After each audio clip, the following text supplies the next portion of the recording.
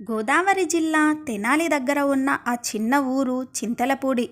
అదే ఊరిలో మధురమైన నవ్వుతో పటాసులా తిరిగే అమ్మాయి లత. చదువు పూర్తి చేసి అప్పుడే పెళ్ళయింది. పెళ్ళైన 2 ఏళ్లలో గట్టిగా 4 నెలలే కలిసున్నారు. కానీ ఆ 4 నెలల ప్రేమ తలుపులు మాత్రం ప్రతిరోజు లత మనసులో నిలిచిపోయేవి. ఈ ప్రేమని కూడా డబ్బు కోసం కొంతకాలం దాచుకోవాల్సి వస్తోంది అని రాము చెప్పాడు. రాము చెయ్యి పట్టుకొని ఇలా అన్నాడు. ఆమె గుండెల్లో ఒక్కసారి పునరావృతమవుతుంది. రాము డబ్బు సంపాదించడం కోసం వేరే దేశం వెళ్ళాడు. రాము వెళ్ళిన తర్వాత లత తన మావయ్య ఇంట్లో ఉండేది. మావయ్య ఒక మాస్టారు. చదువులో, మానవత్వంలో, మంచితనంలో అద్భుతమైన మనిషి. నీ కళ్ళల్లో కన్నీళ్లు రాకూడదమ్మా. నువ్వు కూడా మా ఇంట్లో పిల్లలాంటివి కాదు, మా కన్న పిల్లలాగే చూసుకుంటాము అని లతని బాగా చూసుకునేవారు. ఊరు పక్కనే ఉన్న ఓ ప్లాస్టిక్ ఫ్యాక్టరీలో లత రిసెప్షనిస్ట్గా పనిచేస్తుంది. ఉదయం ఆటో ఎక్కి వెళ్ళేది. సాయంత్రం 8 గంటలకు ఒక లాస్ట్ బస్సు ఉంది. దానిని పట్టుకొని ఊరికి వచ్చేది. ఆ రోజు చాలా పని వచ్చింది ఆఫీస్లో. మేనేజర్ ఇలా అన్నాడు, లత గారు రాత్రి 9 దాకా ఈరోజు ఉండాల్సిందే, మీరు వెళ్ళకండి అని అన్నాడు. అప్పుడు లత మావయ్యకి మెసేజ్ పెట్టింది. మావయ్య, నేను చాలాసేపు ఆఫీస్లోనే ఉండాల్సి వస్తుంది. నన్ను రాత్రి తీసుకెళ్ళడానికి మీరు రండి అని. కానీ ఆ రోజు మావయ్య మొబైల్లో నెట్వర్క్ లేదు. సమయం 9:30 అయింది. ఆఫీస్లో అందరూ వెళ్ళిపోయారు.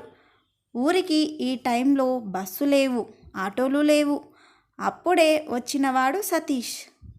లతగారు, మీరు ఇక్కడ ఒంటరిగా ఉండటం సేఫ్ కాదు, నేను తీసుకెళ్తా అని అన్నాడు. ఒక్క 15 నిమిషాలు అతని ముఖంలో చలనం లేదు. సతీష్ నికాసైన సమాధానాలు చెప్తాడు. పద్ధతిగా మాట్లాడే వ్యక్తి. అందుకే లత సరే అని ఒప్పుకుంది. అదే ఆమె జీవితాన్ని మార్చేసిన ఒక అవును.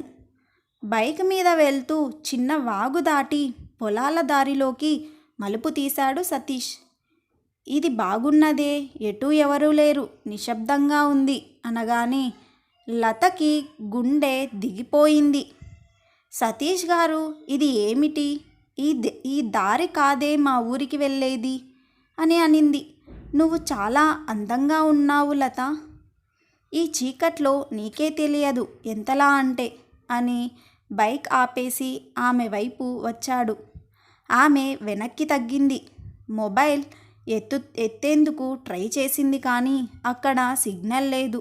దయచేసి నన్ను వెళ్ళనివ్వండి అంటూనే వెనక్కి వెళ్తుంటే అప్పుడే ఒక గట్టిగా శబ్దం వినిపించింది.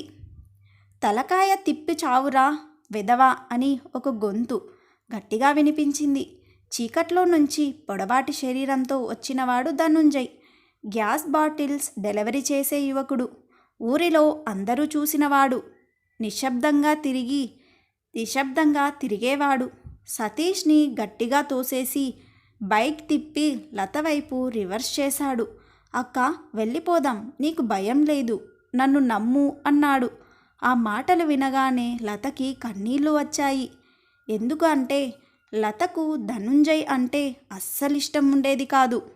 కొందరు చెప్పిన మాటలకి అతనిపై చెడు అభిప్రాయం ఉండేది. కానీ ఇప్పుడు తనే నన్ను కాపాడడానికి వచ్చాడు. నేను తప్పుగా అర్థం చేసుకున్నాను అని కన్నీరు పెట్టుకుంది. తరువాత పోలీసులకు ఫిర్యాదు చేశారు. మావయ్యతో పాటు ధనుంజయ్ కూడా సాక్షిగా నిలబడ్డాడు. సతీష్ పని అయిపోయింది. ఆఫీసుకు కూడా అతన్ని బయటకు తోసేశారు. అలానే ఊరిలో మాత్రం లతను చూసే చూపులు మారిపోయాయి. అందరూ గౌరవం చూపడం మొదలుపెట్టారు. రాము ఫోన్ మీద విన్నప్పుడు ఏమీ మాట్లాడలేదు. కొన్ని క్షణాలు మౌనం. తర్వాత అన్నాడు, నేను నీకు భరోసా ఇస్తే భగవంతుడు నీకు రక్షణ ఇచ్చాడు లత అని. నువ్వు మానసికంగా ఎంత బాధపడుతున్నావో నాకు తెలుసు. కానీ నువ్వు ధైర్యంగా నిలబడ్డావు. నీ తల వంచలేదు. అది నీ గొప్ప విషయం. ఆ మాటలు విన్న లత మొహం మీద కన్నీరు తుడుచుకుంటూ నవ్వింది. ఆ తరువాత లత ఆఫీసు వదిలేసి ఊరిలో చిన్నపిల్లల స్కూల్లో టీచర్గా చేరింది. ధనుంజయ్ తన గ్యాస్ వాహనాన్ని పార్క్ చేసి లత ఇంటి పక్కన గ్యాస్ సిలిండర్ పెట్టి మౌనంగా తిరిగిపోతూ ఉండేవాడు. ఒకరోజు మావయ్య అన్నాడు, నీకు నిజమైన బంధువు ఎవరో ఇప్పుడు తెలిసిందా కదా లత అని అన్నాడు. లత ఏమీ మాట్లాడలేదు.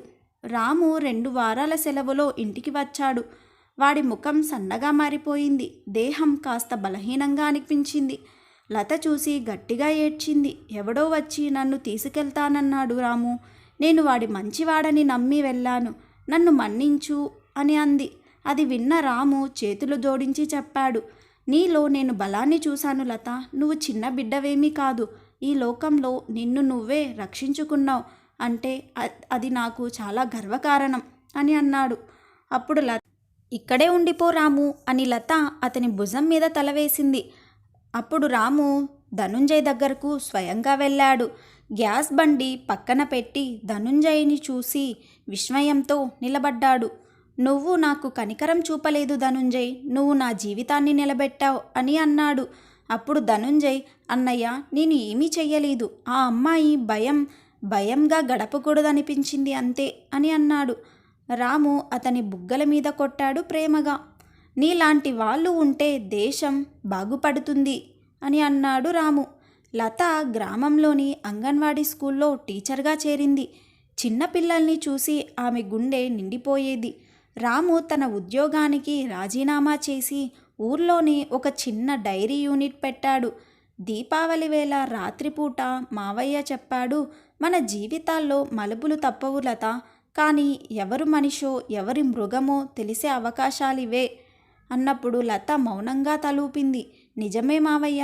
అదృష్టం అంటే వాడు వెనకాల నిలబడే నీ తలపు. నా జీవితానికి రక్షణ ఇచ్చిన ఓ మావయ్య, ఓ మౌన వీరుడు, ఓ మనసున్న మొగుడు ఉన్నారు. చినుకులు పడుతుంటే రాము వరండాలో కాఫీ తాగుతూ అన్నాడు. లత, అప్పుడు నేను వెళ్ళకపోతే నీకు ఈ విలువైన బుద్ధి ధైర్యం వచ్చేదా అని. అప్పుడు లత నవ్వింది. బుద్ధి వచ్చిందో లేదో నాకు తెలియదు, కానీ నా మీద నీ ప్రేమ ఎంత నిజమో తెలిసింది రాము అని అనింది.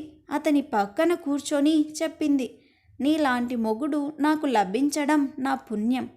నువ్వు లేని ఇన్ని రోజుల్లో నాకు కనుబొరిచిన ఆ బాధలు నాకు శక్తినిచ్చాయి.